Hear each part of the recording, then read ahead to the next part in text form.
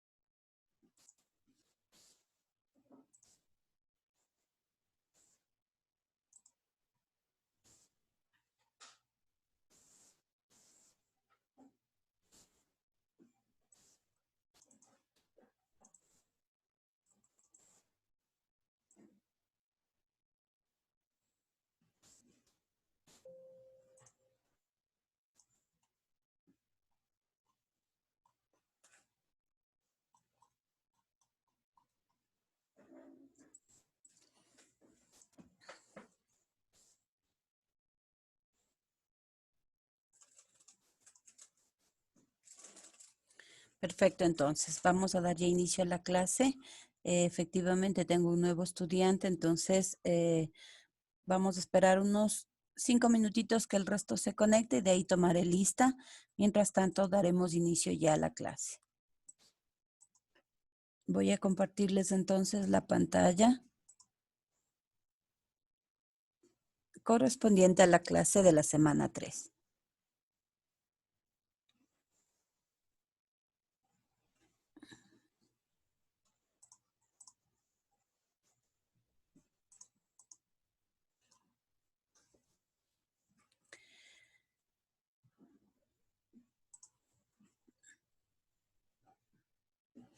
Bien, entonces vamos a dar inicio. Buenos días, chicos. Bienvenidos nuevamente a esta tercera clase. Antes de empezar con la clase de la semana 3, me gustaría escucharles a algunos de ustedes cómo les fue con el deber en cuanto a la revisión del video se refiere. ¿Qué pudieron ustedes entender de esa clase o de esa explicación que da la profesora española? ¿Cómo ustedes consideran de que efectivamente estamos siendo vigilados y por qué? ¿Cuál es la razón fundamental por la cual nosotros, sin ser nadie importante, podemos ser vigilados? ¿Alguien que me pueda ayudar con esa explicación antes de iniciar?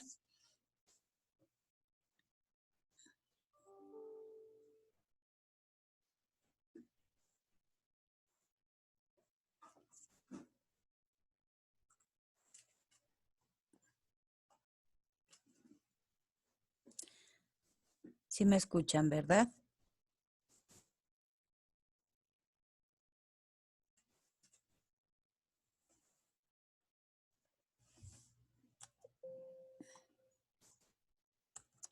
A ver, yo entendí que tenemos que tener mucho cuidado en subir mucha información a Facebook o cualquiera de las redes sociales, porque hay Correcto. personas que no lo toman, o sea, que no lo ven con buenas intenciones o también podrían poner en otras cosas que no, o chantajear a las personas, mejor dicho, algo así. Correcto, lo que se refiere a los ciberdelitos o al acoso, ¿no es cierto? Debemos tener Ajá. muchísimo cuidado en cuanto a lo que nosotros exponemos a través de las redes sociales, no solamente de información que de pronto pueda ser mal utilizada por personas o delincuentes que se dedican específicamente a esa actividad, sino también por precautelar la seguridad de nuestra familia. Yo no me puedo arriesgar a exponer una fotografía de mis hijos, por ejemplo, con el uniforme, porque estaría diciendo yo mismo en qué colegio están. Ellos podrían averiguar quién les va a retirar, podrían hacer un seguimiento en caso de ser necesario, por ejemplo, actuar de mala manera contra ellos. Entonces es mejor evitar y tratar de que nosotros mismos precautelemos nuestra seguridad, siendo un poquito más cautelosos con la información que nosotros compartimos. De igual manera, cuando son los ciberdelitos, muchas de las veces eh, nosotros podemos también exponernos a que alguien nos pida una computadora por un momentito. Es más, el día jueves que vamos a tener la clase práctica, en realidad hablar de Internet no es muy extenso, ya van a ver que incluso la clase de hoy va a ser bastante corta. Sin embargo, el día jueves que tengamos el taller de la materia, lo que vamos a hacer es, o lo que voy a hacer es presentarles algunas herramientas que ustedes pueden utilizar, pueden darse cuenta, es más, son utilizadas por las personas dedicadas a detectar delitos informáticos, en donde solamente con la ejecución de un comando yo puedo verificar si efectivamente mi computadora está siendo o no clonada.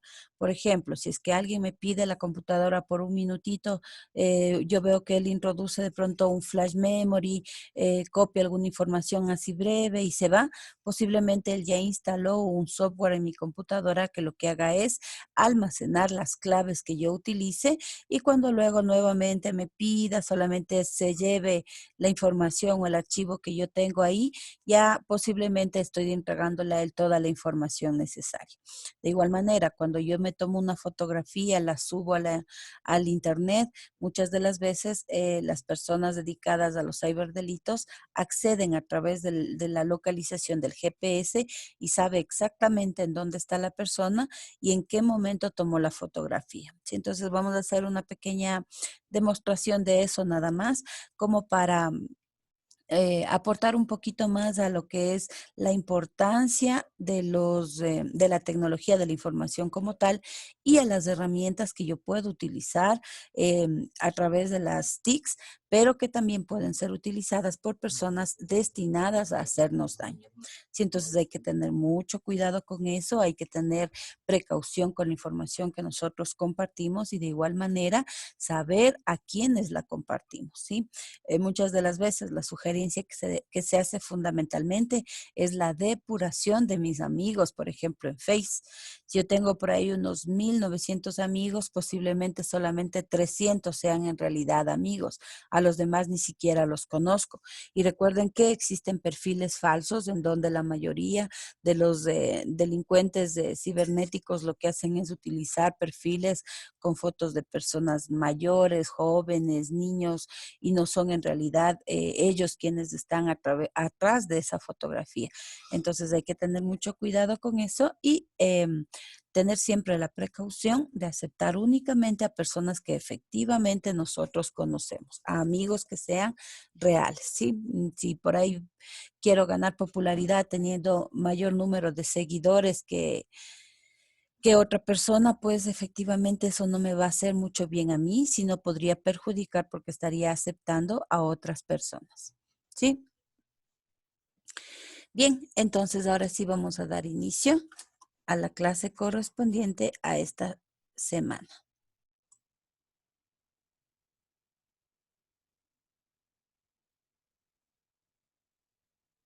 Bien,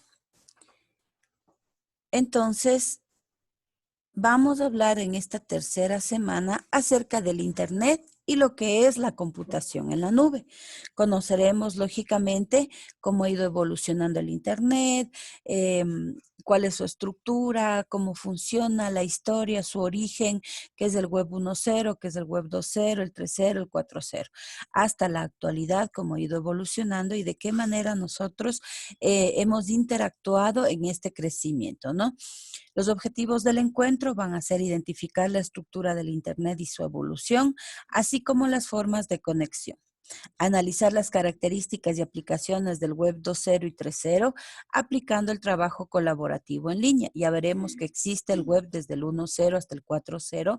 Sin embargo, nosotros como sociedad actual estamos netamente englobados en el web 2.0 y 3.0, ya que el 4.0 requiere de la implementación de equipos un poquito más costosos y de igual manera es lo que está ahorita en boom, es decir, luego vamos a ver, hace referencia a lo que es la inteligencia artificial, al trabajo hombre-máquina, a la interactuación con robots. Entonces, ahí nosotros de pronto estamos como país me refiero, ¿no?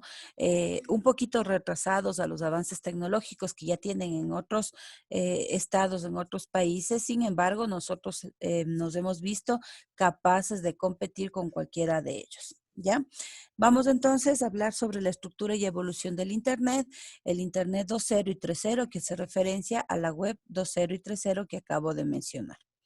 Como siempre, la bibliografía recomendada está en la diapositiva correspondiente, el enlace para que ustedes puedan acceder a través de su usuario y contraseña por la biblioteca virtual también está colocado. Aprovecho aquí para recordarles la sugerencia que ya les hice la semana anterior, que por favor ustedes coloquen el, el correo de comunicación de la U Israel como favorito, en vista de que todo, absolutamente todo, les va a llegar a través de este correo para que ustedes no tengan después información que no hayan recibido o que de pronto se les fue al spam, ¿no?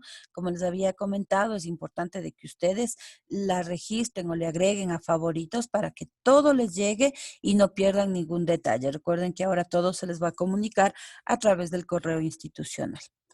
Bien, entonces, vamos a empezar hablando acerca de lo que es el Internet. Y el Internet nace como una iniciativa del Departamento de Defensa de los Estados Unidos durante la Guerra Fría en 1947, que fue un enfrentamiento iniciado al finalizar la Segunda Guerra Mundial.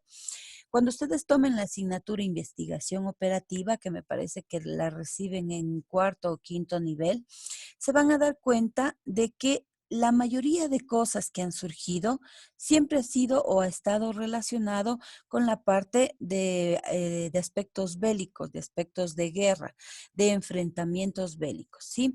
Investigación operativa de igual manera tuvo su origen en una época bastante temprana.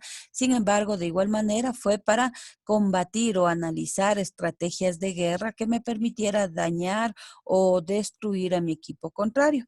De igual manera nace el Internet, ¿sí?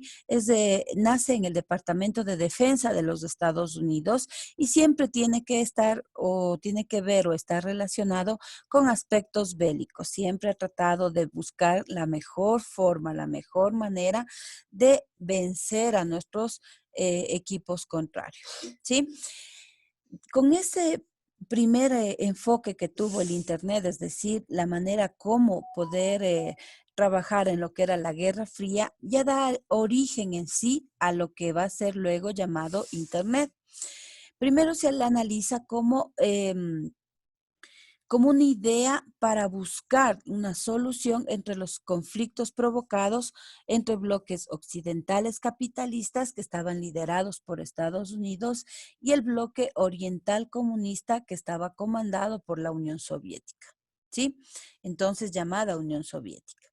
Ahí da origen ya a estudios que comenzaron a hacerse con la finalidad de analizar un equipo con el otro equipo, ¿sí? Lógicamente me estoy refiriendo a equipos de guerra en donde se buscaba hacer un enfrentamiento entre estas dos partes, entre estos dos grupos de enfrentamiento y donde se empieza ya a ver la necesidad de compartir información un poco más allá del alcance que tenían a nivel nacional, ¿sí?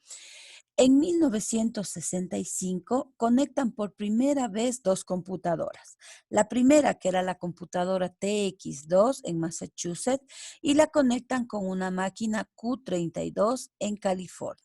Sí, eran máquinas realmente grandes, extensas, en un tamaño realmente exagerado, pero eran las primeras máquinas que en realidad existían y que logran comunicarse por primera vez la una computadora con la otra computadora en 1965. Lo que nosotros podríamos decir entonces, aparece el concepto de red, ¿sí? A través de una red inalámbrica, en ese entonces alámbrica, yo podía conectarme con una línea telefónica y compartir información, todo en forma lineal, es decir, nada de gráficos, nada de música, únicamente texto de una computadora a otra computadora conectado en dos estados diferentes, todos dentro de Estados Unidos, pero en un lugar diferente al otro. ¿Sí? Mediante una línea telefónica conmutada y de baja velocidad, se logra transmitir información por primera vez a larga distancia. Fue la primera vez entonces que pudieron conectarse a larga distancia. ¿Ya? Vemos aquí hay una preguntita. No puede conectarse. No hay problema, solamente coméntele de que hemos iniciado ya la clase, que trate de conectarse y al final tomaremos la lista. ¿Sí? Bien, gracias por informar. Entonces, en 1965 se realiza la primera conexión a través de una línea telefónica entre estas dos computadoras, la una ubicada en Massachusetts y la otra ubicada en California. En 1969 surge The Advanced Research Project Agency Network, que más se le conoce hasta hoy con el término ARPANET, son sus siglas en inglés, ¿no? Esta empresa ARPANET estaba destinada 100% a lo que era investigaciones científicas y académicas. ¿Qué quiero decir con esto? Era una empresa que trabajaba con las universidades de los condados de Estados Unidos y que lo que hacían era compartir entre ellos investigaciones realizadas por docentes o por alumnos de las universidades y las compartían con otras universidades. Con este principio nace la idea de la creación de ARPANET, ¿sí? Una vez creada ARPANET, las primeras 4 conexiones que se logran en 1969 fueron la Universidad de California en Los Ángeles, ingresa a este grupo de estudios de ARPANET, lógicamente guiado por Michael Elie. Él era docente de la Universidad de California y él se incorpora a la empresa ARPANET. Luego de que él se incorpora a esta empresa, poco tiempo después, logra interconectar en su misma red ARPANET a 4 universidades norteamericanas. Fueron las primeras 4 interconexiones que dieron origen ya a que estudios posteriores permitan interconectar más de 50 universidades. Con las 4 universidades conectadas empezaron a hacer pruebas, investigaciones, probaron datos, era una especie de comunicación entrada-salida, porque enviaban información, recibían información y la podían compartir en esta red conectada o donde interactuaba únicamente 4 universidades. Eran las 4 universidades más fuertes de Estados Unidos, ¿sí? Posterior a ello, en 1970, ARPANET se consolida. Y aquí aparece Ray Tomlinson. Este personaje fue uno de los fundadores de lo que actualmente le conocemos como el correo electrónico, ¿sí? La famosa arroba, que lo que me permite es interconectar o establecer las bases actuales o en ese entonces para que yo pueda transmitir correo de una computadora hacia otra computadora. Recuerdan que esas computadoras estaban en diferentes estados, ¿no? Pero me permiten interactuar compartiendo correo electrónico. En 1970, entonces, nace el correo electrónico y fue un estudio realizado por Ray Tomlinson que se une a la empresa ARPANET. Ya para 1972, Tomlinson crea, ejecuta e implementa el correo mail, el cual significa en, ¿sí? Y se logra la primera conexión internacional que contaba únicamente con 2.000 usuarios. Tenía solamente 2.000 usuarios y estos los utilizaban únicamente para compartir correo electrónico, para nada más. Estas conexiones las hacían solamente con ese fin, con el de compartir correo electrónico. Comienza incluso el correo electrónico a decrecer, puesto que ya utilizaban el Internet para poder compartir el correo electrónico de un estado a otro, ¿sí? Ya para 1972, en este año en donde ya se implementa o se pone en funcionamiento todo lo que tiene que ver con correo electrónico, ya formaban parte de la empresa ARPANET 50 universidades y centros de investigación. Todos ellos aún seguían distribuidos por Estados Unidos. Yo no me he salido todavía de Estados Unidos. Únicamente funcionaba ARPANET para Estados Unidos. Pero como pueden ver ustedes en la gráfica, ya no tengo las 4 universidades iniciales, ahora tengo 50. Y a más de ser universidades, también estaba formada por centros de investigación, que lo que trataban era de consolidar la idea o el principio que manejaba ARPANET para que yo pueda ir fomentando o incrementando sus principios de investigación con la finalidad de dar inicio ya al famoso Internet. ¿Sí?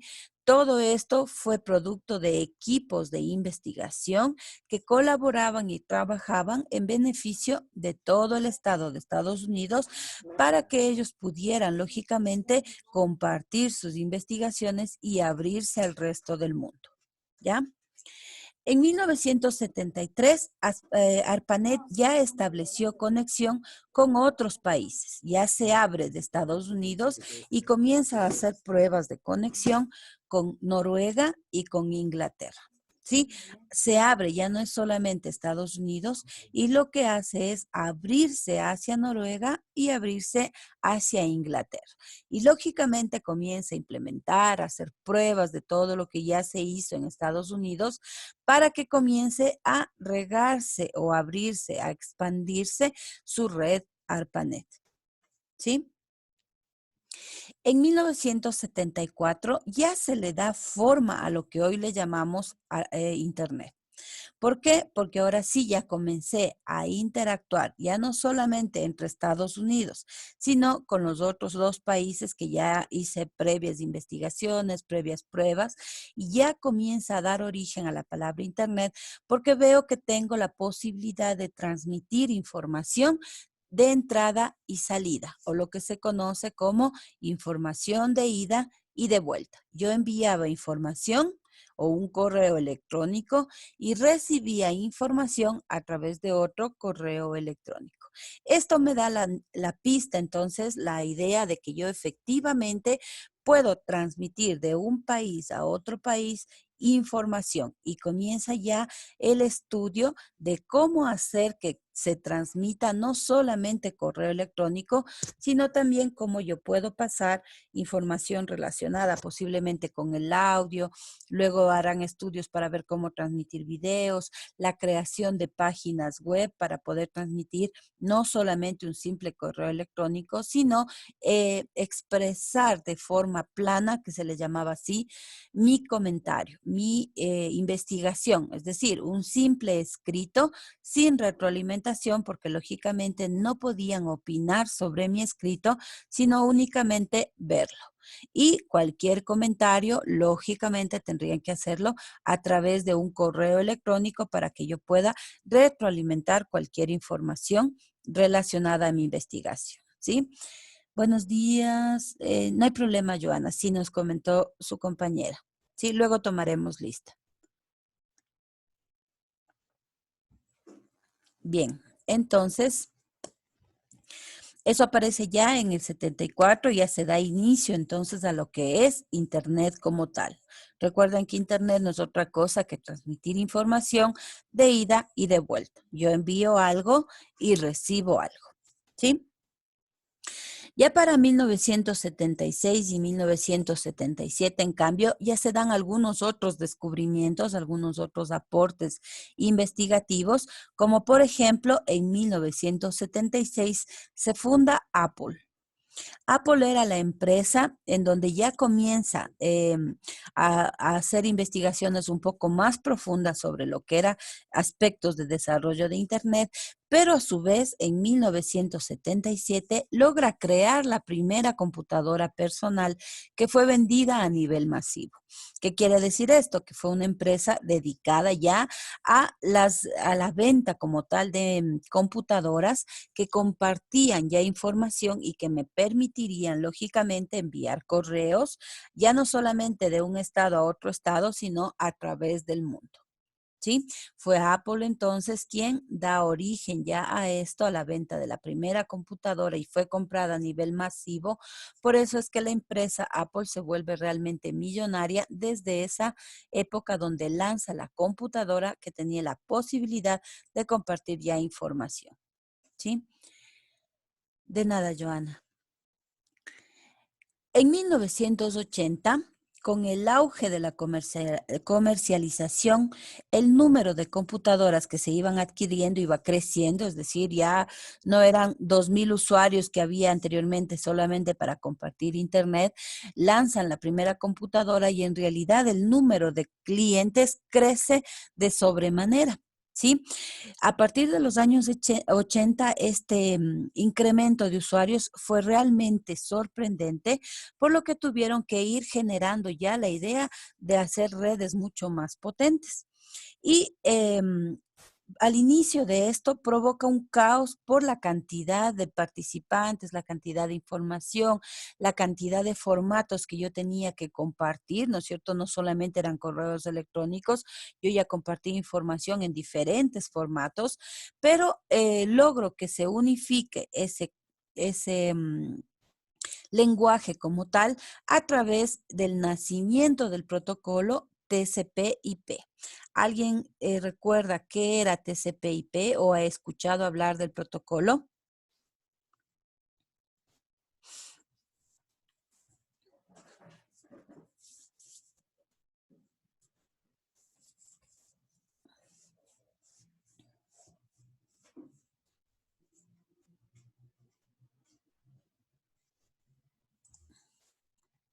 ¿No han escuchado hablar nunca del protocolo TCP/IP? Bueno, en realidad el TCP/IP es un conjunto de protocolos, ¿sí? Que permiten la comunicación entre los ordenadores y pertenecen a una red. Es decir, ahora toda la información iba a estar centralizada en una sola red. Esta red TCP/IP significa el protocolo de control de transmisión y protocolo de Internet.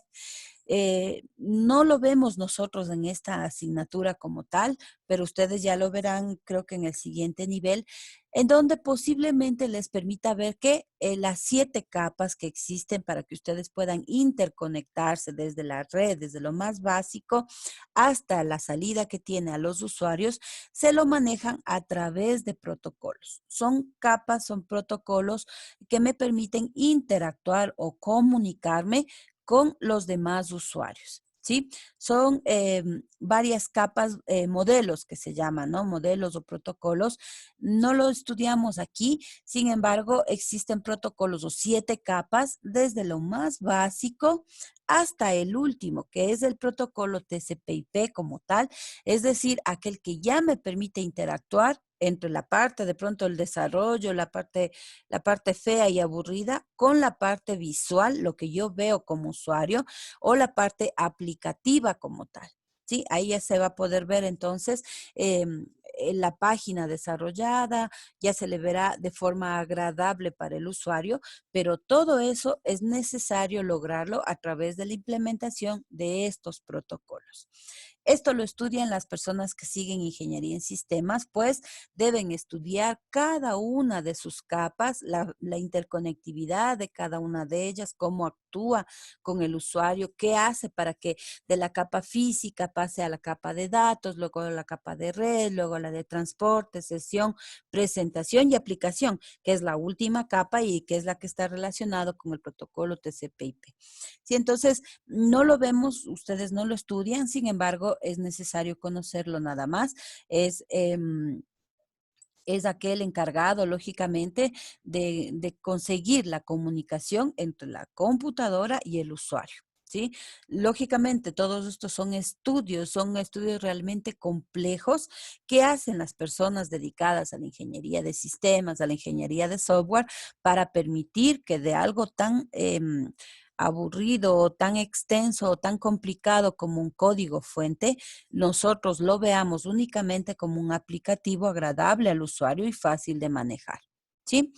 En 1980 entonces ya nace la idea de implementar este protocolo con la finalidad de evitar que colapse toda la información que se compartía a través de la red. ¿Sí? En 1983 se marca formalmente el año en que nació Internet. Aquí lo llaman como oficialmente el año de nacimiento del Internet. Ahora, ¿por qué? Porque la empresa ARPANET, si ustedes observan en el grafiquito que he colocado aquí, ya comienza a implementar la idea de servidores que permitían almacenar información de usuarios, de contenido de páginas, y a través de las redes, la interconexión entre redes, ya comienzan a interactuar entre ellos. Aquí hay un servidor, este puede estar de pronto en un país, aquí hay otro servidor en otro país, este en otro y este en otro. La cantidad de usuarios que se conectaban dependía lógicamente de la implementación de los equipos tecnológicos que yo iba fomentando en cada uno de los países. Habrán países en donde no tenían muchos recursos y lógicamente de pronto pocos eran los usuarios que podían acceder a este servicio, y habrá países realmente extensos con mucho dinero, mucho potencial económico que hubiera tal vez permitido mayor conectividad entre ellos, ¿no? Todo dependía también en esa temporada de lo difícil y costoso que resultaba acceder al servicio de Internet como tal. No muy distante, en 1995 y 7 sería, pongámoslo más o menos, en el año 2002 debe haber sido. Cuando ya en Ecuador se tenía los computadores y ya se podía tener acceso a Internet, la conexión por una hora de Internet tenía un costo de más o menos $4. Una sola hora a Internet costaba $4. Sí, imagínense, si yo tenía que hacer un trabajo en el día y quería utilizar unas 10 horas, era $40 en un solo día. Entonces era tan costoso que muchas de las veces ni siquiera accedíamos. Lo que se hacía era pagar una hora de Internet entre varias personas para tratar de ocupar lo más pronto posible en cada uno de ellos y hacer las consultas respectivas.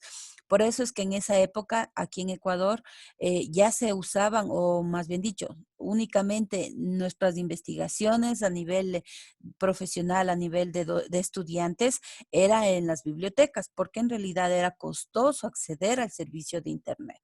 Ya teníamos computadoras. ¿Sí? Nuestras computadoras eran de pronto computadoras básicas, sin embargo, el servicio a Internet era realmente costoso. Pocas eran las personas que efectivamente podían acceder a este servicio y que estaban dispuestas a hacer un pago de $4 por hora. Por eso es que la mayoría optaba por acudir todavía a las bibliotecas y hacer sus trabajos investigativos. ¿Sí? Todo eso depende o influye mucho entonces en la cantidad de personas que se interconectaban a esta red. Pero 1983 es definida ya como tal, como el nacimiento de el Internet. ¿Sí? Aquí fue entonces cuando el Departamento de Defensa de los Estados Unidos decide usar ya de forma oficial el protocolo TCP/IP en su red ARPANET. Recuerden que ARPANET era la encargada de hacer las interconexiones entre computadoras. Ya se abrió no solamente Estados Unidos, sino ya iba abriéndose al resto de países, pero en 1983 decide implementar como protocolo oficial al TCP/IP en sus equipos o en su red. ¿Sí?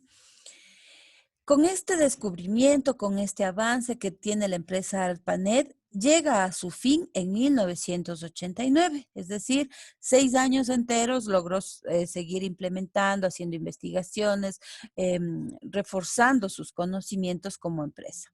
Pero llega a su fin en 1989 y Tim Berners-Lee crea la famosa contraseña www, el World Wide Web, ¿no es cierto? El www que nosotros colocamos cuando queremos abrir una página web. ¿Sí? La famosa telaraña que deben haber escuchado ustedes.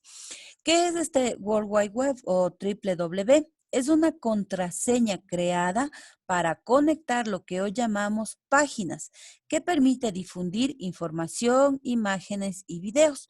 Lógicamente, en 1989, de pronto información e imágenes, pero videos y audios todavía no. Eso todavía no sucedía. ¿Qué pasó entonces? Que cuando crearon la famosa World Wide Web, se dieron cuenta de que yo ya podía no solamente enviar correo electrónico o enviar información, sino que ya podía crear páginas web que eran fácilmente accedidas desde cualquier lugar del mundo. ¿Sí?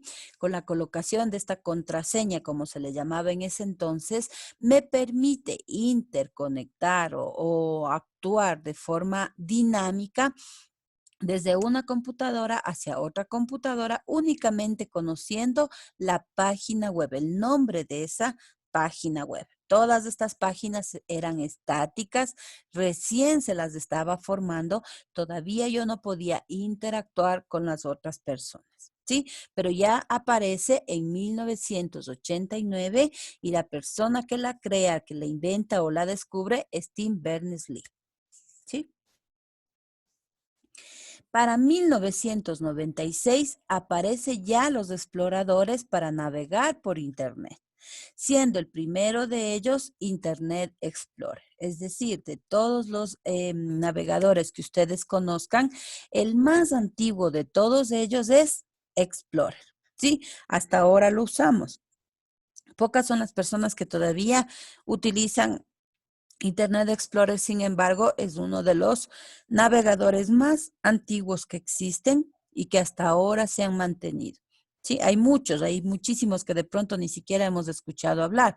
Sin embargo, son navegadores que ya nacieron con una idea de conectar o de interactuar usuario-máquina a través de la World Wide Web y fue creado ya para 1996. El primero de ellos, entonces, acuérdense, fue Internet Explorer.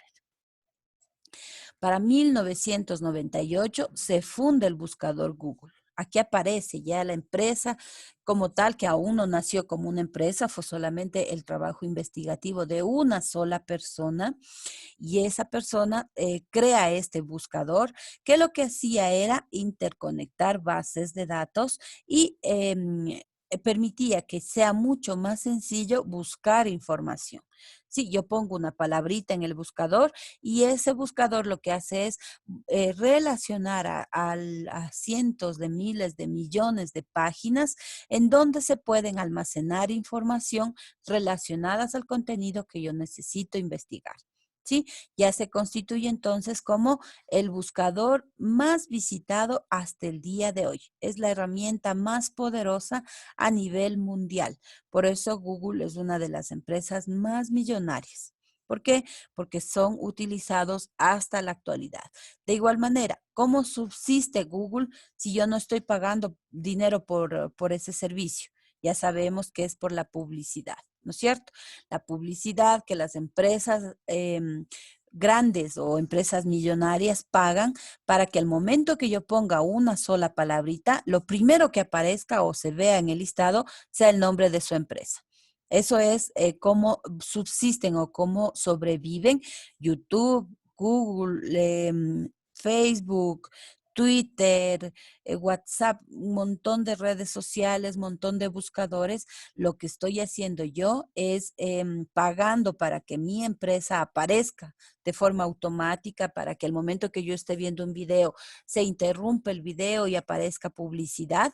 De esa manera subsisten estos buscadores o estos canales como YouTube o las redes sociales, ¿sí? Pero en 1998 ya aparece o se escucha por primera vez hablar de un buscador que en este caso fue Google. No sé si hasta aquí, hasta lo que hemos visto, queda claro, está más o menos entendido la secuencia que ha seguido la evolución del Internet hasta la actualidad. Ya lo vamos a ver cómo ha evolucionado a través, lógicamente, de la web, que ya es la implementación del Internet como tal, en esos 4 aspectos que veremos a continuación. Antes de avanzar con la evolución de la web, no sé si quedó algún aspecto inconcluso, algo que haya faltado aclarar o no quede muy claro de cómo fue apareciendo el Internet. ¿Está claro hasta aquí? Todo claro, Alicia. Bien. Sí, es correcto, como dice Joana, revisar un poquito la grabación porque es más teórico, ¿no?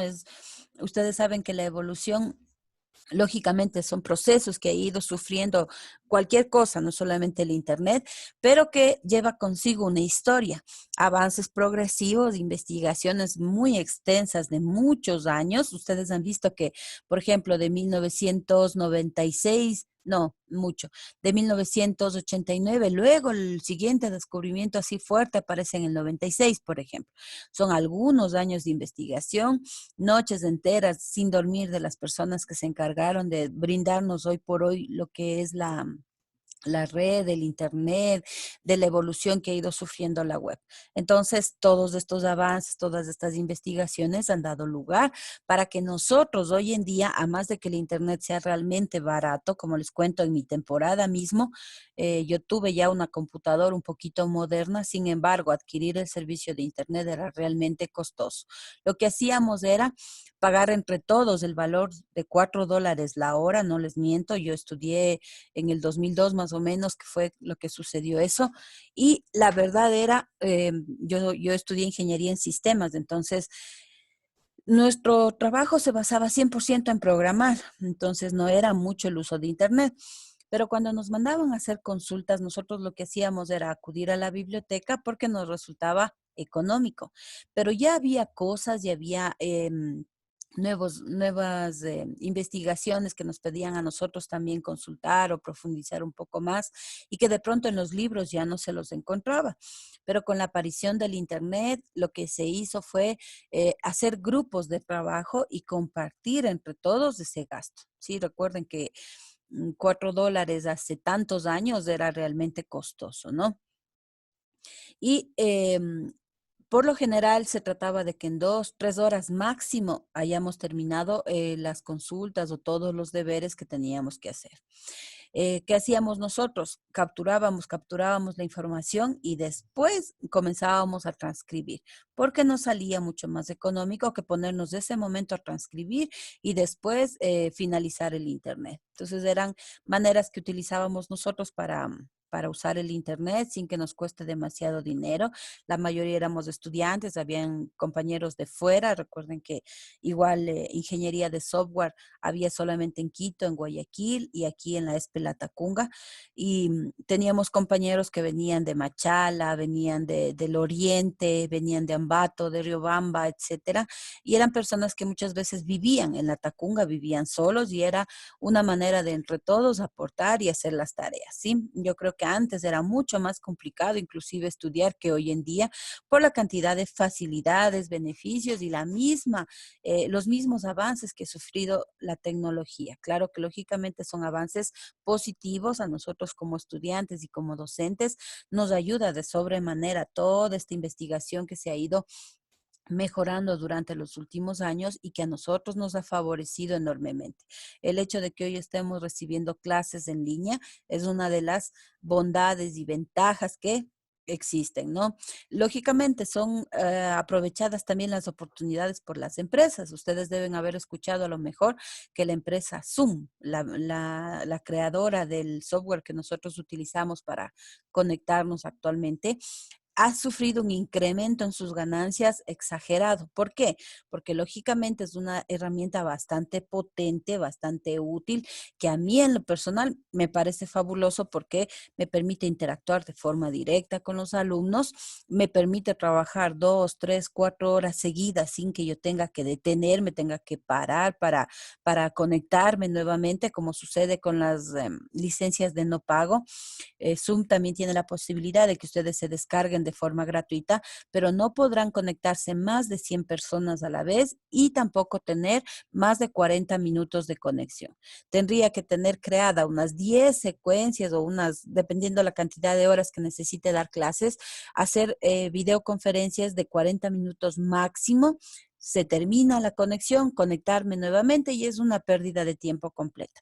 No, sí, cuando ya son instituciones educativas responsables como la nuestra, en donde han pagado por este servicio, es un servicio costoso en realidad, pero ellos están buscando que nosotros, tanto docentes como alumnos, estemos eh, enfocados de forma correcta.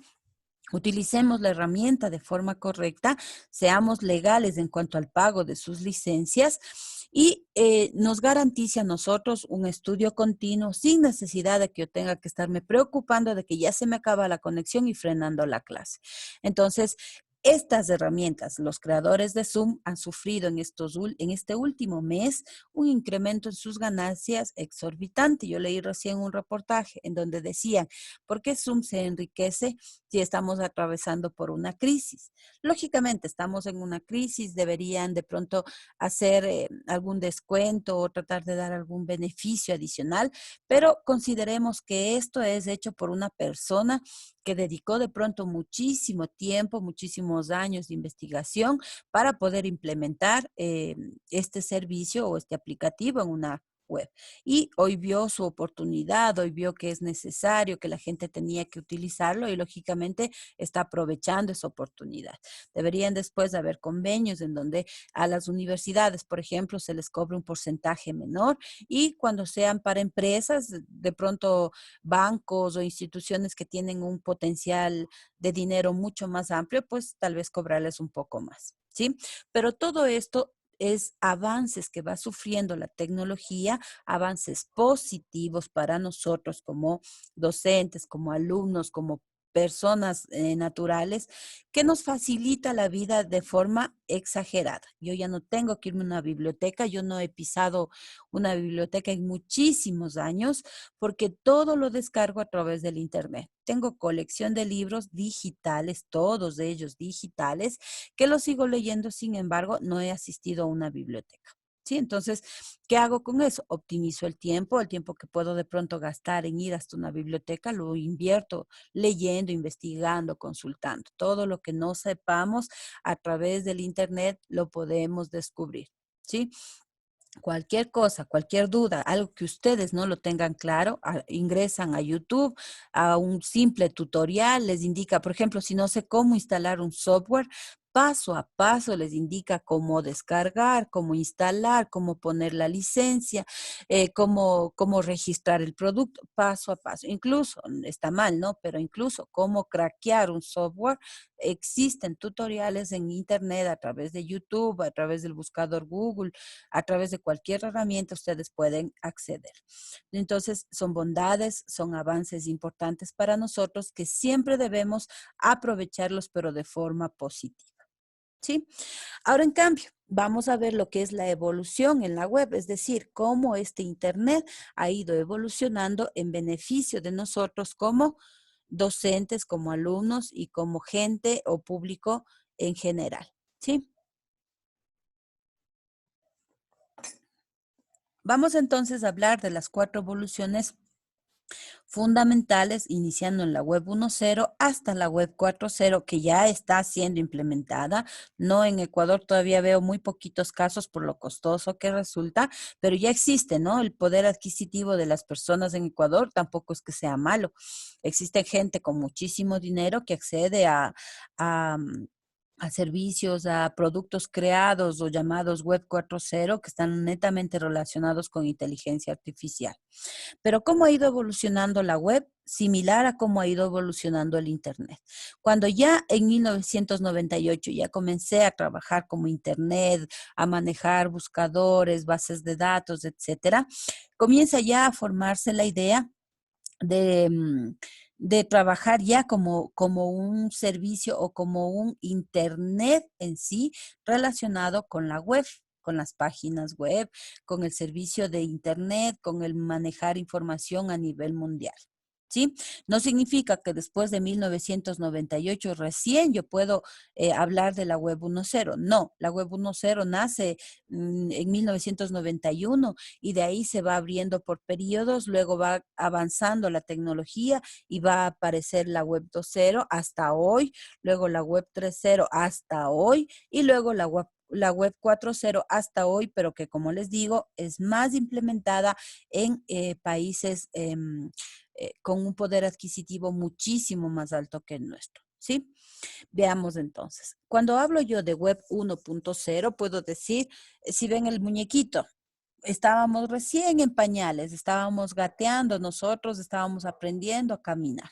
¿Qué significa? Que yo tenía una computadora estática, tenía usuarios que se conectaban a esa computadora estática y aparece un webmaster. ¿Cuál era el webmaster?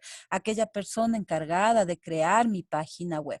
Si ustedes observan aquí, aparece el HTML, que era el que es el lenguaje de programación de las páginas web. ¿Qué hace aquí? El webmaster, la persona que está capacitada o en este caso el ingeniero en sistemas, que era el que sabía cómo programar una página web, comienza a hacer su página, la sube a un servidor y el resto de usuarios observan esa información. Únicamente podían observar la información, leerla y si quería comentar, pues tendría que mandar un correo electrónico al dueño de esa página para hacer una retroalimentación. No podía interactuar de forma directa con el webmaster, ¿sí? Mi web 1.0 entonces se le conoce también como web pasiva. Abarca un periodo desde 1991 hasta el 2003. Recuerdan que en el 98 ya apareció el buscador, ¿no es cierto? En el 96 yo ya tenía el Explorer, el navegador. En el 89 fue cuando en realidad se da inicio a las páginas web, es decir, cuando nace la www. ¿Ya? Nació la www en el 89, pasaron 2 años después y yo recién pude comenzar a compartir páginas web a través, lógicamente, de mi navegador Internet Explorer y a buscar información utilizando herramientas como el Google. ¿Sí? Entonces abarca un periodo desde el 91 hasta el 2003. ¿Ya?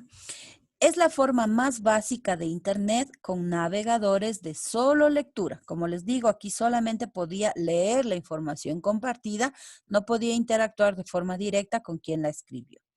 Surge el lenguaje HTML. ¿Qué hace este lenguaje? Que las páginas web sean agradables a la vista.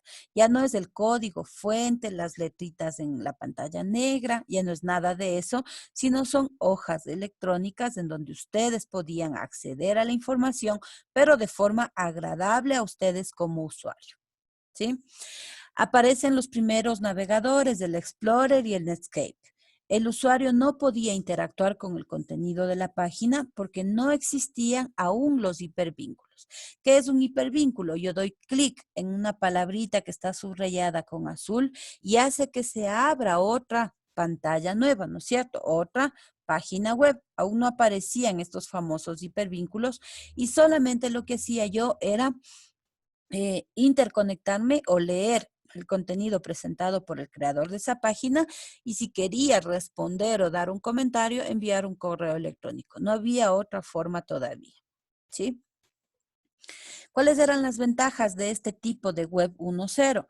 Que la exposición al mundo entero se la realizó a través de Internet y el presentador de la información tiene total control y autoridad de lo publicado. Lógicamente, porque nadie podía refutarle, nadie podía decir estoy de acuerdo, no estoy de acuerdo. Como por ejemplo, Yo les he compartido los videos, les había comentado que se suscriban al canal, que dejen comentarios y efectivamente ya tengo algunos comentarios en donde me preguntan alumnos el por qué yo digo esa cosa y ellos consideran otra. Entonces están en todo el derecho de refutar la información y yo lógicamente tendré que explicarles el porqué de esa explicación, ¿no es cierto? Entonces, si a mí me queda algo no está claro, tengo alguna duda, yo estoy en el derecho de refutar o de consultar algo que yo no tenga claro. Esa es la retroalimentación que yo puedo hacerle a una página web, a un video, algún contenido que yo haya publicado.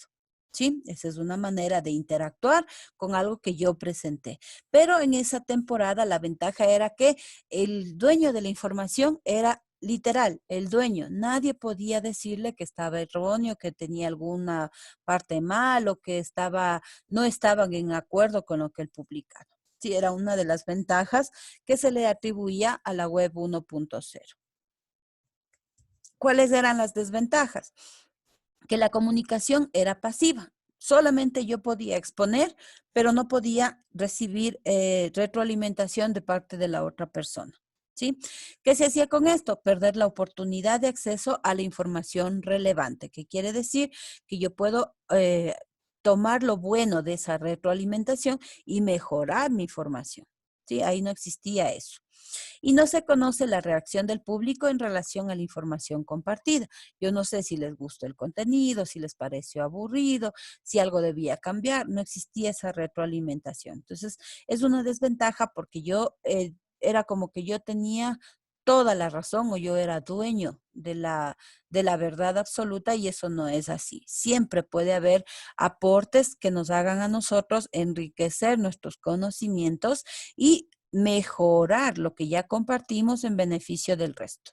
¿Sí? Eso es a lo que se debe llegar, lógicamente. Luego aparece la web 2.0. Aquí ya no solamente tengo un webmaster, ¿no es cierto? Ya tengo otros usuarios que también tienen conocimientos previos y que crean o participan, por ejemplo, con la creación de blogs, con la creación de wikis, es decir, me permitía ya interactuar con otros usuarios. Si ven que aquí de la web dinámica yo envío información y los usuarios o la comunidad reenvía información. Yo estoy participando, ya es una información directa de ida y de vuelta, y aquí sí ya hay la retroalimentación de los usuarios o de toda una comunidad en donde yo puedo decir si estoy o no de acuerdo con lo que estoy compartiendo en esa información. ¿Sí? Ya puedo opinar, ya puedo recibir retroalimentación y por lógica saber si efectivamente lo que yo compartí es de agrado o no hacia otras personas. Esta web 2.0 también se la conocía como participativa colaborativa. ¿Sí? Abarca desde el 2004 hasta la actualidad. Significa que desde el 2004 hasta hoy en día ya podemos decir, hemos manejado una web 2.0, luego ha ido incrementándose lógicamente, pero seguimos utilizando algunos conceptos de web 2.0. Tim O'Reilly presenta el nuevo paradigma de la web. A esta web también la llama web social, porque estaba asociado a aplicaciones web que facilitan el compartir información, la interoperatividad, el diseño centrado en el usuario y la colaboración. Si ustedes recuerdan de la clase 1, cuando hablaba de las ventajas de las TICs, hablaba mucho de la interoperatividad, ¿no es cierto? ¿Qué era la interoperatividad? Que yo podía crear mis propias páginas web, que yo podía compartir información, yo podía compartir blogs, yo podía crear los wikis, compartir información con el resto de comunidades y ellos podían retroalimentarme cualquier duda, cualquier sugerencia o cualquier cosa que a ellos no les parecía correcto de lo que yo compartía. Ya interactuaba el webmaster o el desarrollador de esa información con la comunidad o los usuarios a los cuales llegaba esa información compartida. ¿Sí? Si ustedes observan desde la web 2.0, lógicamente nosotros ya podríamos hablar de páginas web que permitían interactuar de forma directa. En esa temporada todavía no eran tan amigables como ahora. Por ejemplo, hablemos del año 2004. Yo ya tenía acceso a las páginas web, yo ya tenía acceso a la información. Aquí ya aparecen los hipervínculos, es decir, yo ya puedo dar un clic, irme a otra página web y así seguirme enlazando, pero de pronto todavía no era tan sencillo comenzar a crear wikis, a crear blogs. Para nosotros como país, sí era un poquito retrasado eso en cuanto al desarrollo mismo como tal, pero ya aparecía la posibilidad de que nosotros sigamos creando nuestros wikis. Hoy en día hacer una página web lo puede hacer un niño de 8 años. ¿Por qué? Porque hay herramientas paso a paso que solamente les dice, ingrese el título de su página web, ingrese el contenido de su página web, qué links necesita poner, suba las fotografías relacionadas a su página web, pongan los teléfonos a los cuales deben llamar, ponga crear y se crea la página web. ¿Cuántos pasos dice? De pronto 5 o 10. Antes no, antes habían plantillas que yo tenía que utilizar, a las cuales tenía que acceder la información. En sí era programación.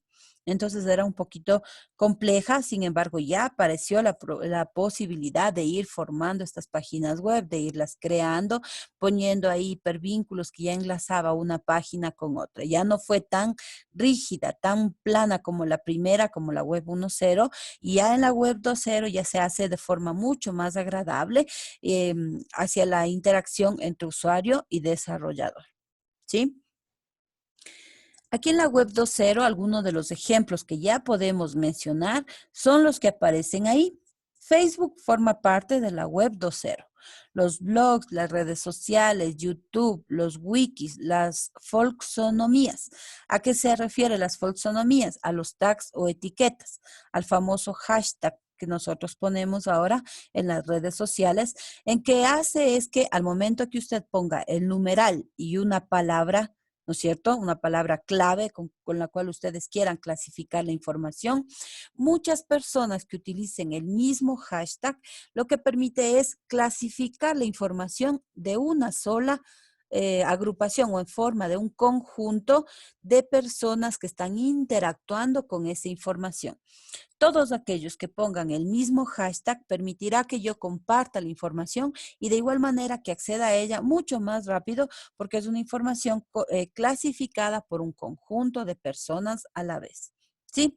Aparecen ya herramientas para creación de páginas web, herramientas para buscar información, para compartir información, el famoso hi-fi, que yo creo que algunos de ustedes ya no los deben haber utilizado. En mi temporada antes que el Facebook apareció hi-fi, que era una red social en donde yo podía subir fotos, yo podía subir imágenes, escribir textos y luego comenzó a aparecer el Facebook, por eso se eliminó el hi-fi y poca gente, es más, ni siquiera he revisado si todavía existe o no el famoso hi-fi, pero fue quien dio origen a Facebook y que hizo que luego Facebook se consolide como una potencia mundial a través de lo que es redes sociales.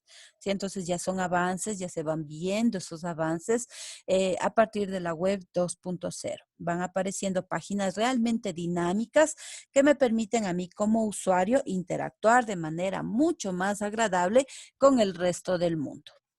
¿Sí? La web 3.0 ya es una web mucho más potente. Aquí, en cambio, aparecen ya los motores de búsqueda o los famosos bases de datos. Sí, ¿qué hacían las bases de datos? Permitía que yo ya pueda ir almacenando información sea en redes sociales, en las wikis, en los buscadores, etcétera. Y además de eso, si ustedes observan, aparecen ya las famosas aplicaciones para los smart. ¿Qué significa? Que además de la computadora, con la web 3.0, yo ya pude interactuar o trabajar con los teléfonos celulares. ¿Sí? Aquí ya podía almacenar, analizar el comportamiento del ser humano en cuanto a la información que subía al Internet. Ya me voy a dar cuenta de que no es solamente usado ya para compartir información de tipo de pronto profesional, es decir, solamente información que sea usada como universidad o para mi empresa, sino que la mayoría ya se centra en la parte de redes sociales, en la parte de wikis, de blogs, más la interacción del celular inclusive con el mundo exterior. Ya aquí de pronto hasta me olvido de utilizar mi computadora portátil o mi computadora de escritorio y todo lo manejo a través del Internet. ¿Por qué? Por el avance de la tecnología, la cantidad de aplicativos diseñados y desarrollados específicamente para los smart y que lo que me permite es hacer un acceso mucho más sencillo a esta información desde cualquier parte del mundo, ¿no? Ya comienza también a aparecer los conceptos o las ideas para inteligencia artificial, es decir, yo ya voy a, a implementar o a dar origen a esas investigaciones para que posteriormente en la web 4.0 ya lo utilice 100% como lo que se conoce hoy IoT. Internet de las cosas. ¿Qué significa? Que a través del Internet yo quiero controlar absolutamente todo. ¿Sí? Entonces, esta web 3.0 es aquella que ya va a dar origen a todo eso y se la llama web global semántica. Esta web 3.0 abarca un periodo desde el 2006 hasta la actualidad. Seguimos con la web 2.0, con la web 3.0, es decir, solamente son avances que ha ido sufriendo el Internet y que hoy en día lo puedo clasificar de esta manera por la cantidad de investigaciones que fueron apareciendo. ¿Sí? Aquí ya se da uso e interacción en la red a través de diferentes caminos. Transforma la red en una base de datos llamada data web, en donde en esta base de datos yo ya puedo ir almacenando información importante de mis usuarios. Todas las fotografías que yo subo a Facebook están almacenados en una base de datos. Los videos que yo subo a mi canal son almacenados en una base de datos. La información que yo comparto, un blog, un wiki, una página web hecha por mí que yo comparto y almaceno comentarios de los usuarios, son almacenados en bases de datos. ¿Sí? Fomenta el empuje de las tecnologías de inteligencia artificial, la web geoespacial o la web 3D. Sí, aquí ya comienzan a verse entonces el inicio de la inteligencia artificial, ya comienzo a ver aplicaciones desarrolladas para 3D, juegos en 3D, algunos aplicativos que manejan 3D, fotografías en 3D, es decir, la tecnología sigue un incremento importante y lo que me permite a mí es ir mejorando esos conocimientos para dar origen después al nacimiento como tal ya de la inteligencia artificial y a su aplicación. ¿Sí? Entonces, la web 1.0, web 2.0 y web 3.0 son los que realmente han marcado nuestro desarrollo tecnológico. La web 1.0, páginas planas, en donde solamente yo tenía que ver lo que compartía el desarrollador de la página hacia nosotros, una web plana. Luego, la web 2.0 ya me permite interactuar con el usuario que desarrolla esa información, ya me permite emitir un comentario, subir información en una red social, crear una wiki en donde yo pueda comentar algo y haya una comunidad que retroalimente, mejore mi contenido de la página y me permite ya agrandar mis conocimientos mediante la retroalimentación del usuario que lea la página web que yo haya compartido. Y la web 3.0, lógicamente, ya comienza a dar origen a la web semántica, al trabajo de Internet con inteligencia artificial, al manejo de las imágenes 3D, de juegos aplicativos, de algunas ventajas como canales de YouTube, buscadores con almacenamiento de información, etcétera, que lo que han hecho es que mi vida como tal sea mucho más sencilla, me permite hacer una investigación mucho más rápida y de forma más precisa. Entonces, estas son las tres primeras bases donde yo en realidad puedo ver la evolución que ha ido sufriendo este Internet 2.0, Internet 3.0 o conocido también como Web 2.0, Web 3.0, por el nacimiento de la triple W. Sí, por eso se le conoce como Web 2.0 o Web 3.0, pero ya sabemos que es el origen o es el Internet el que ha ido evolucionando y que ha dado lugar a que todas estas herramientas y mejoras que se han ido implementando nos beneficien enormemente a nosotros como estudiantes, como docentes o como seres humanos en general. Bien, ahora, esta Web 3.0 tiene trabajo con bases de datos. ¿Sí? ¿Qué significa?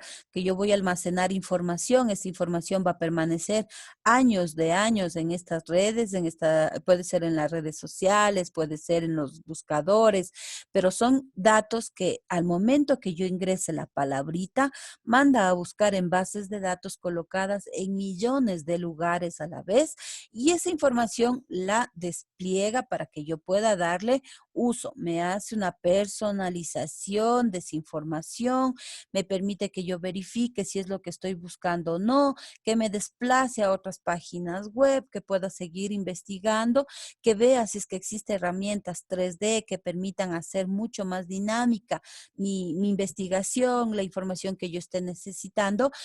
Nace el concepto de web semántica, que lo que está haciendo es dar origen a la inteligencia artificial, es decir, me va a permitir interactuar a mí como usuario, ya no solamente con una simple computadora, sino posiblemente con un robot que participe conmigo, interactúe conmigo y convierta o interprete una señal que yo emita en un lenguaje fácil de interpretar y de igual manera se implemente todos estos avances en beneficio muchas veces de la salud, del arte, de la educación, etcétera. Sí, entonces, toda la Web 3.0 ya es un inicio previo que se dio para que yo comience a trabajar ya con inteligencia artificial. Esta Web 3.0 tiene muchas ventajas. Estas ventajas es que el código es mucho más sencillo de desarrollar y mantener. Como les decía, el que ahora haga una página web, un niño de 8 años, es sencillo. Existen herramientas, por ejemplo, Wix, que es una herramienta en donde solamente yo ingreso información y ya puedo crear mi propia página web. ¿Sí? Los buscadores encuentran información relevante mucho más fácil. Solo coloco la palabrita en el buscador Google o en cualquier otro buscador y aparecerá 10, 20, 30 hojas enteras que contienen varios enlaces hacia información relacionada con lo que yo estoy buscando. Por eso es que es clave, es fundamental que cuando ustedes, por ejemplo, suban información a un canal de YouTube, coloquen las famosas etiquetas. ¿Qué significa? Que cuando alguien ponga en YouTube, por ejemplo, se me ocurre aplicaciones de las TICs, si yo puse eso como etiqueta en mi video, estoy dando oportunidad a que ese video aparezca mucho más rápido, sea mucho más fácil de acceder a que si yo pusiera un nombre cualquiera o simplemente no pusiera una etiqueta. Sí, entonces son cosas básicas que nosotros debemos recordar cuando estamos trabajando con información compartida en Internet. Es más sencillo de hacer modificaciones al diseño o compartir información porque ya existen plantillas diseñadas, prediseñadas, que me van a favorecer a mí el trabajo o me van a hacer mucho más sencillo el desarrollo de la misma. No depende de un solo servicio para obtener información, sino que puede estar distribuida en varios sitios y juntadas en un tercero. Yo puedo tener información en un servidor, esa información puede estar repartida en otro servidor a través de las famosas etiquetas. Yo puedo unificar todo eso y sacar información desde otro servidor. Sí, es un manejo consecutivo de información a través de toda una red que me permitirán acceder mucho más rápido al contenido de esa información. ¿Ya? Pero también tienen desventajas y las desventajas están relacionadas con lo que vimos inclusive en el video de la clase anterior. Debo tener muchísimo más cuidado con la seguridad de mi sitio. Ustedes deben recordar que si tengo un correo electrónico, la clave de mi correo electrónico debe ser lo suficientemente seguro. Perdón.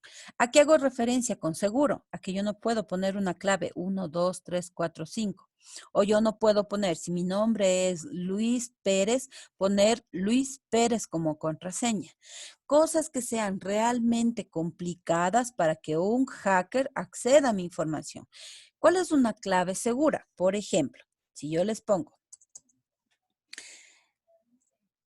una letra mayúscula, ¿ya? Y luego combino.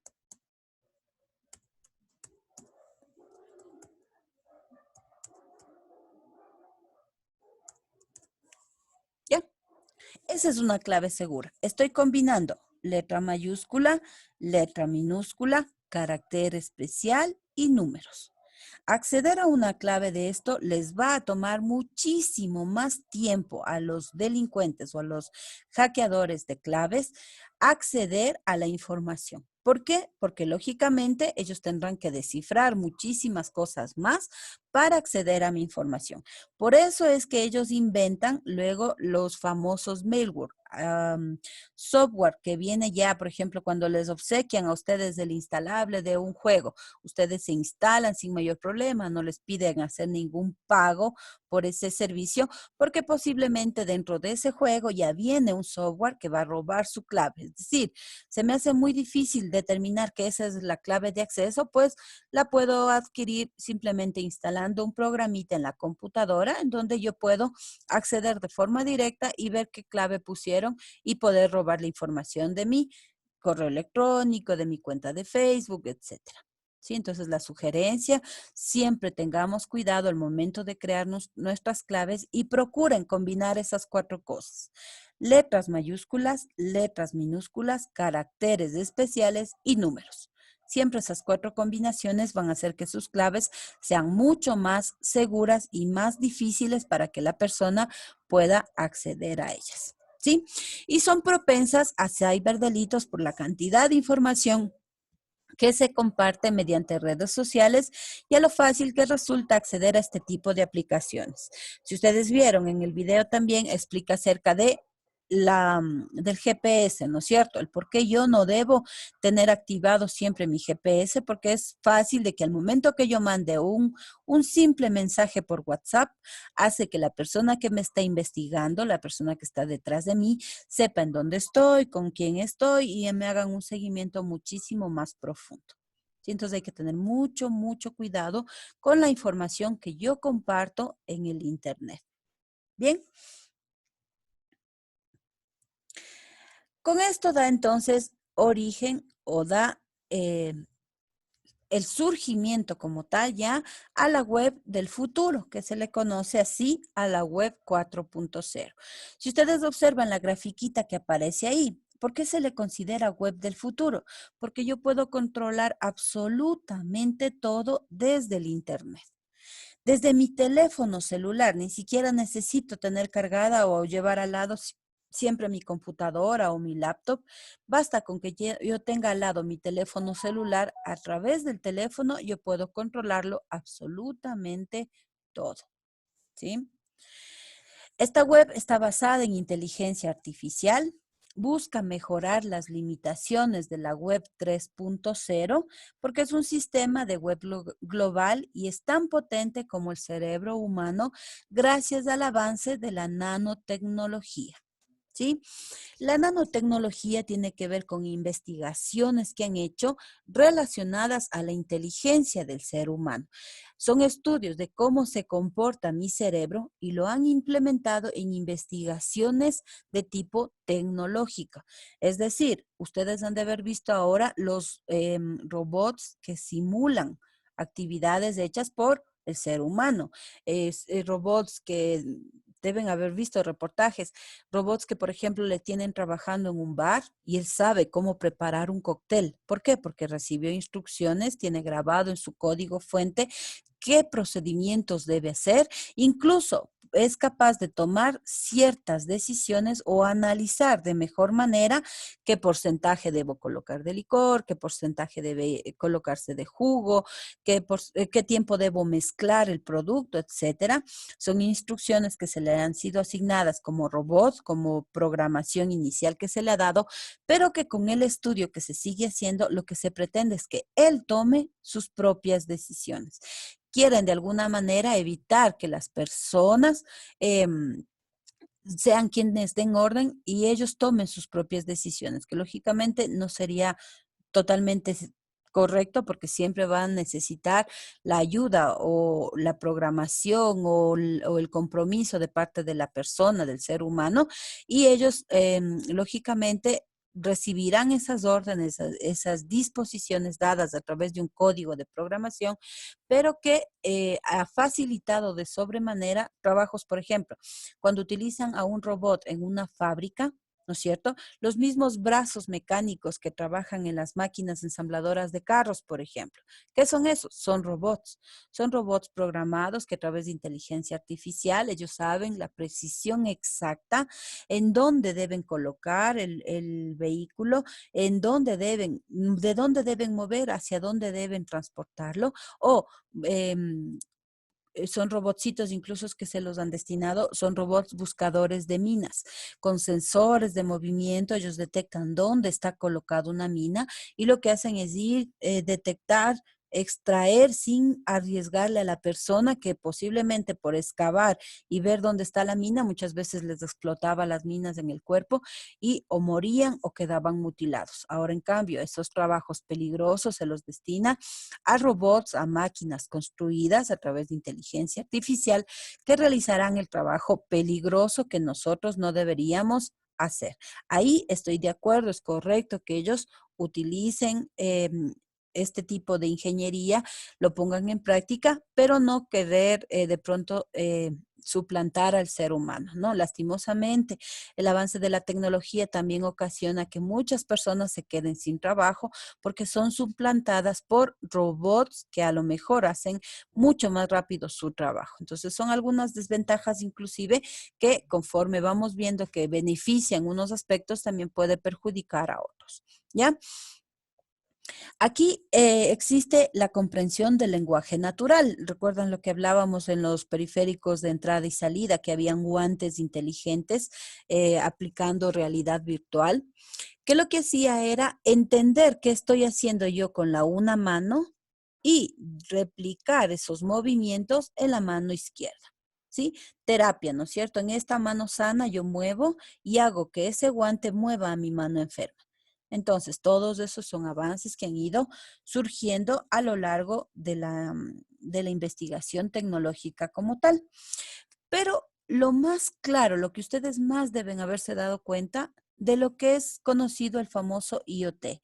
¿Qué es esto? Es el Internet de las cosas y lo que hace es permitir que yo pueda manipular desde mi teléfono celular el encendido, por ejemplo, de las luces en mi casa o si es que dejé encendido, yo a través del celular verifico con mi camarita IP que está instalada en mi casa que no haya personas adentro, que no exista movimiento, se activa el sensor de movimiento, yo verifico en mi celular, veo que alguien está adentro, puedo bloquear el seguro de la puerta, puedo llamar a la policía, puedo encender, apagar las luces, activar alarmas, etcétera.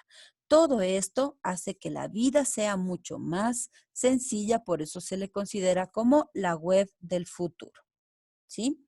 Aquí, en el 2020, ya se espera que agentes en la web tomen decisiones como si fueran un ser humano. Es decir, aquí se pretende que sean los mismos robots quienes les ayuden a tomar una decisión, posiblemente para campos de investigación médica y que sería realmente aprovechado. En el campo industrial, que un robot le ayude de pronto a decidir algo que haga que sea mucho más fácil el trabajo.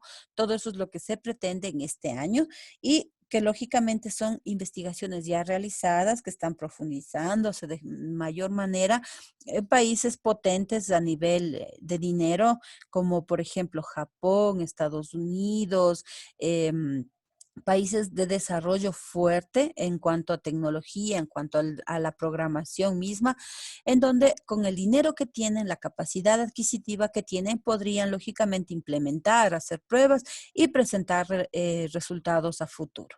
¿Sí? Aquí aparecen los famosos GPS, los que cuando ustedes han visto o no conocen una ciudad y activan el Waze, ¿qué pasa?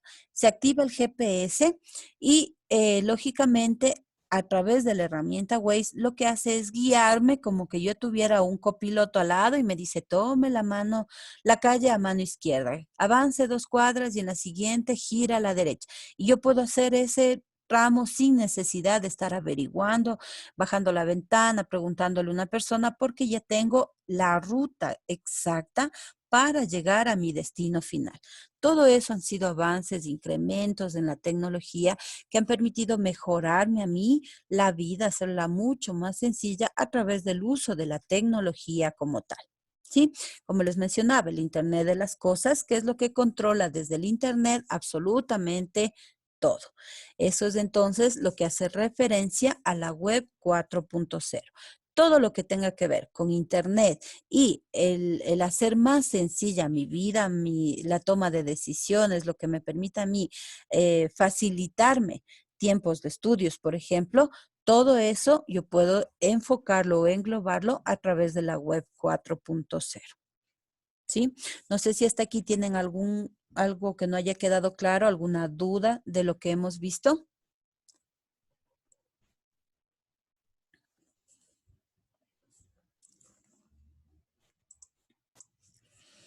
Bien.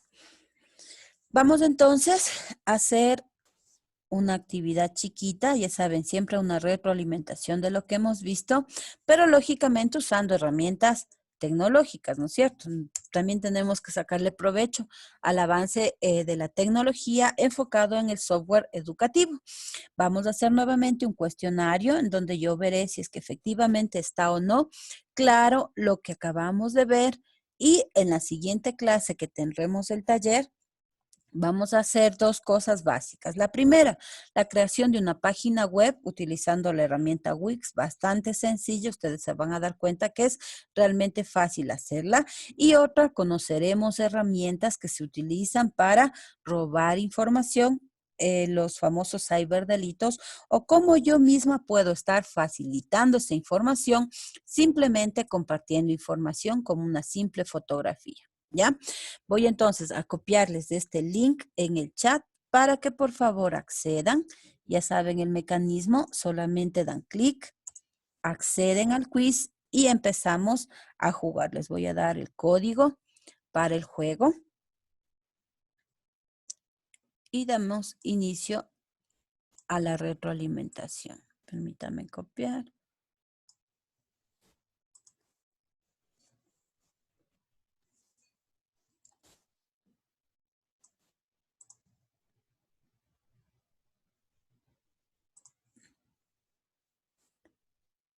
No, no es calificado. Ya saben que esto es solamente retroalimentaciones.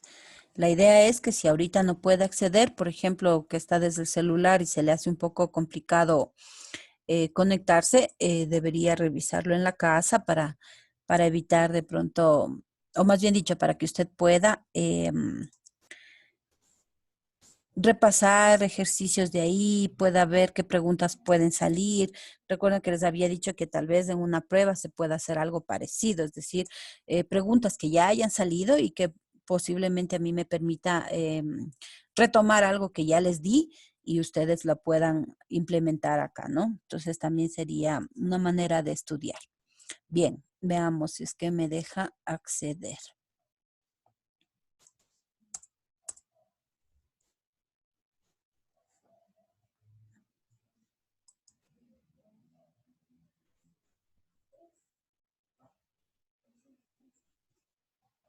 Ya, vamos a esperar un segundito que la página mismo tiene un problemita de cargar.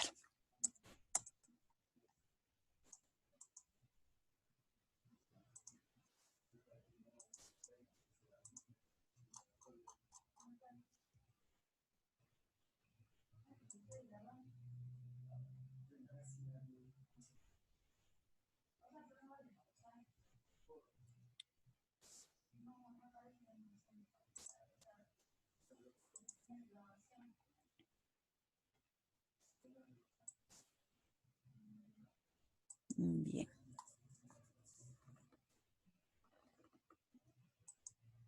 Verifiquemos si es el mismo. Ya. Voy.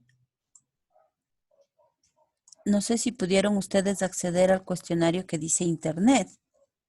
Porque no me deja acceder desde ese link y me genera otro. No cargo. Ya, ¿sí? Veamos. Sí, está con un error medio raro la misma página. Ahorita logré generar otro. Les voy a copiar ese también para ver si es que les permite por el uno o por el otro, ¿ya?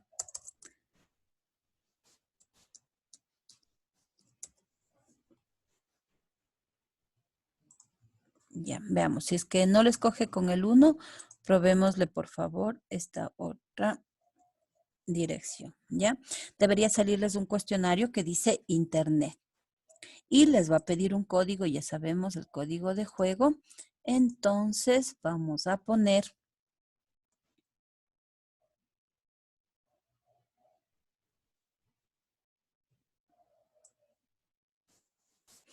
ya tengo el código, me dice que el código va a ser 948569. 94. A ver, carguémosle aquí. Ya. Si les pide el código, por favor ingresan 948569.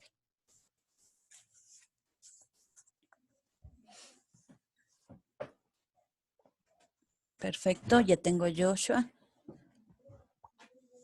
Paul Villafuerte, María Fernanda,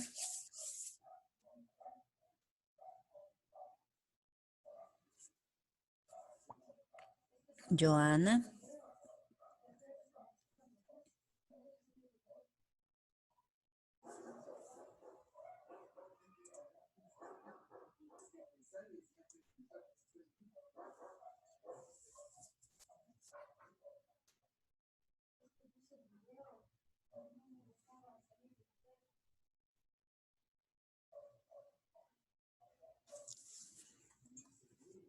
bien. Mientras se van, veamos cuántos. 1, 2, 3, 4.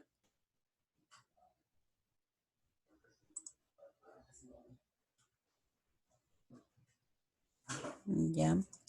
Me faltan todavía que ingresen, pero mientras siguen ingresando, eh, voy a poner iniciar, ¿ya? Para poder eh, ir viendo y ganar tiempo.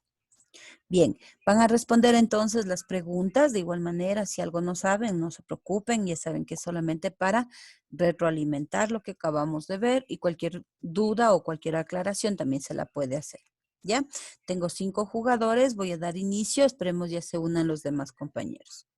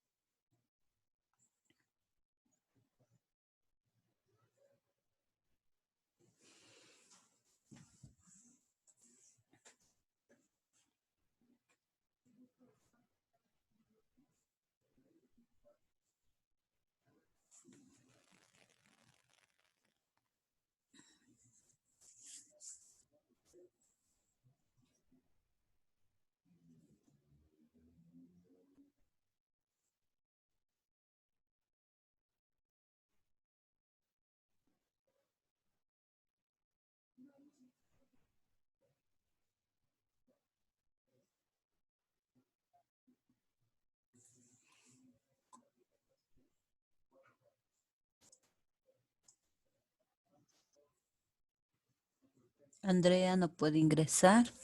¿Le probó con el otro enlace, con el que les coloqué abajo? Solamente deberíamos dar clic y no le deja ingresar. Qué raro.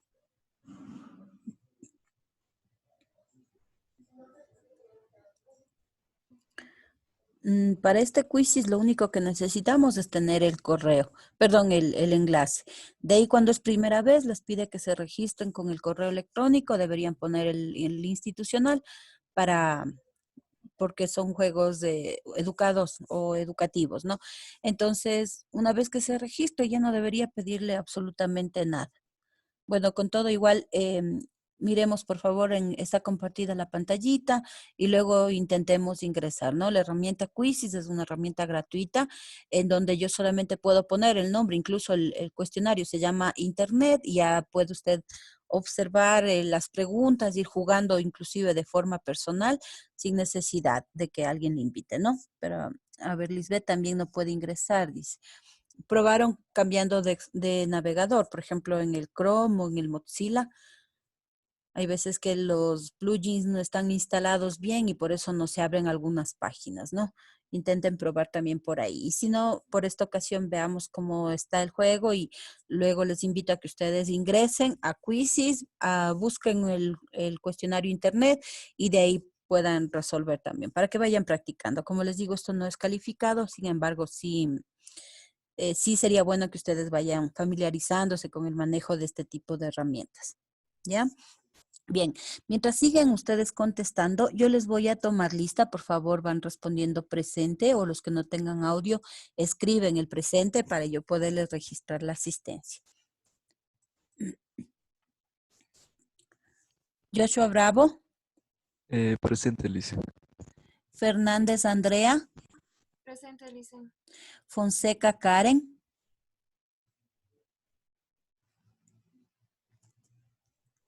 Jacome Joana,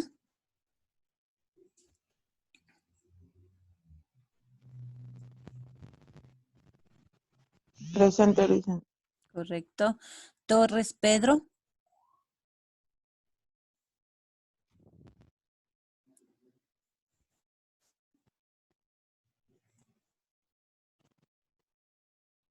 Villafuerte Paul,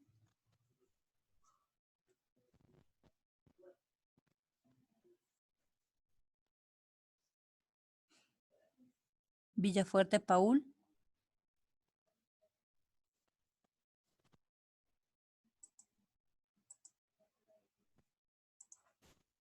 lo tengo en línea, está jugando, pero no sé si no me escucha. Reyes Mary, Presente. No me presente, sino que se me cortó. correcto, ya le registré. Salas María, Presente. Yaguachi Lisbeth, Presente. correcto. Nadie me falta en la lista, ¿verdad? Creo que ahora sí estamos todos. Ya. Fonseca Karen, tengo que reportar porque tengo 2 inasistencias y como ustedes tienen 4 horas, es más peligroso de poder perder la materia si tengo muchas faltas. Y Torres Pedro, que está matriculado desde la semana anterior, pero tampoco lo veo conectado ya a 2 clases. Listo. Bien, entonces tengo ya la asistencia y veamos cómo nos está yendo en el juego.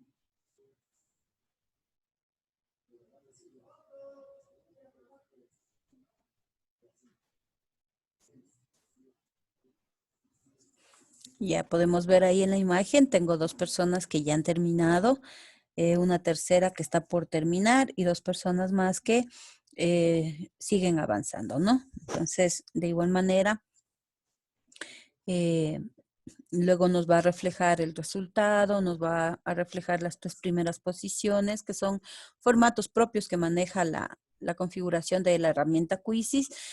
Y luego nos permitiría ver en dónde hemos fallado más. Hay algunas preguntas que sí son un poquito confusas, como les comentaba. No es que yo haya creado este cuestionario, el cuestionario ya está hecho. Son preguntas de retroalimentación que de pronto no todas las hayamos visto, pero que sí algunas son incluso intuitivas, yo puedo deducirlas y podría responder, ¿no es cierto? Cuando ya tengamos nosotros la evaluación como tal, que precisamente va a ser la siguiente semana, una evaluación chiquitita, es decir, un cuestionario en línea. Tal vez no por esta herramienta, tal vez yo les creo un cuestionario pequeñito, va a ser solamente como para tener un aporte a más de las tareas. Recuerden que es tareas, pruebas, talleres, etcétera, podríamos llamarlo a esto un taller inclusive, en donde haremos una pequeña retroalimentación de temas que ya hemos visto, preguntas así sencillas como las que han salido aquí, en donde ustedes deban escoger de tres opciones, por ejemplo, la respuesta y ya les saldrá automáticamente el resultado, ¿no? Desde la semana 5, recuerden, la siguiente clase de nosotros, todavía nos falta ver un tema más relacionado con lo que es Internet, y a partir de la semana 5 nosotros ya veremos hojas de cálculo, lo que era herramientas de cálculo. Voy a consultar acerca de cómo está ese procedimiento para que ustedes accedan a la herramienta a través de IBEC y para que ustedes puedan ya seguir llenando, revisando el contenido de la página. Eso, como les decía, a un inicio nos manifestaron que tenía un costo de $40. Sin embargo, nos dijeron que ya se nos notificará posteriormente si es que se va a hacer ya el pago, si se hará después. Todavía no nos han dicho nada. Yo voy a consultar el día de hoy en vista de que ya solamente faltan 2 semanas para que nosotros ya tengamos acceso a ese curso. ¿Sí? O caso contrario, que nos digan que no se lo va a manejar como una certificación, sino solamente como un curso, pues lógicamente haremos los talleres de forma conjunta, iremos haciendo la evaluación en línea de forma conjunta y el examen final, ese sí me parece que deben darlo de forma presencial en el laboratorio de la institución, en el laboratorio de la universidad, puesto que eso evalúa la empresa IBEC, no evaluamos nosotros, no es un software propio de ellos que tendrían ustedes que acercarse a la universidad y rendir, pero todo eso va a depender de cómo se estén dando las circunstancias conforme se salga o no de esto del aislamiento. ¿Sí? Se terminó el juego, aquí ustedes pueden observar, tenemos los tres primeros lugares, Paul Villafuerte primero, Joshua segundo y tercero ya no alcancé a ver. Y aquí me aparece la cantidad de preguntas que yo de pronto tuve fallas en donde se hizo un poco más confuso, donde más rojitos está, por ejemplo, esta pregunta, aquí me dice, el navegador más usado actualmente en realidad el más usado es Chrome, ¿no?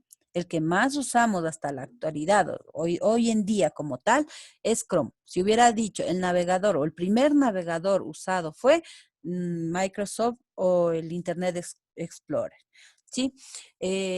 Antes de que aparezca Chrome, el navegador más utilizado era Mozilla. ¿Sí? Pero cuando ya aparece Chrome, hoy en día la mayoría de empresas utilizan el navegador Chrome. ¿Sí? A ver, otro donde han tenido más errores, aquí. Por ejemplo, dice, según la historia del Internet, ¿en qué año inicia la creación de esta red mundial? 1960, en donde ya empieza como tal la creación del Internet.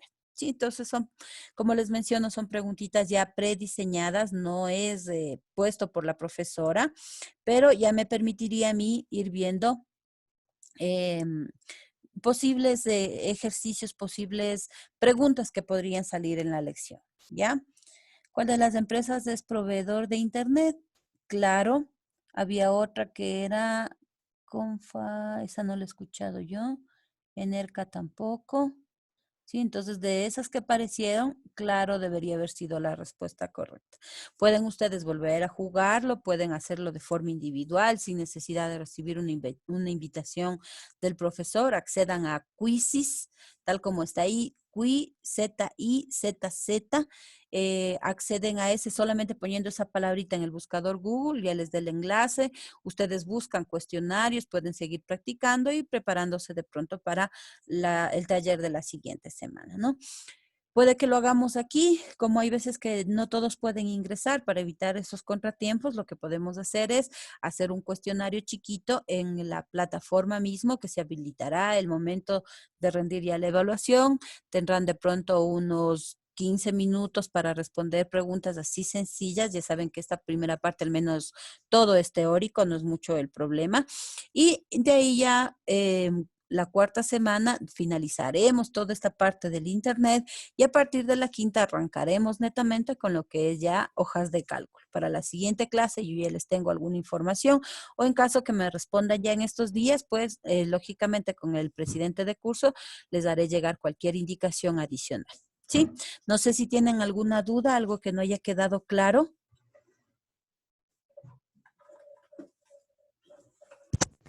Todo claro, Liz. Perfecto, chicos. Entonces, nos quedaríamos hasta ahí y continuaríamos la clase el día jueves, ¿no? El jueves haremos el taller en donde veremos la creación de una página web y de igual manera haremos ejercicios con herramientas en donde ustedes pueden hacer pruebas en su casa inclusive para determinar si es que sus computadoras están siendo o no víctimas de algún tipo de robo de información, ¿sí? Damos por finalizada entonces la clase del día de hoy. Les agradezco mucho por haber asistido y nos veremos el día jueves, chicos.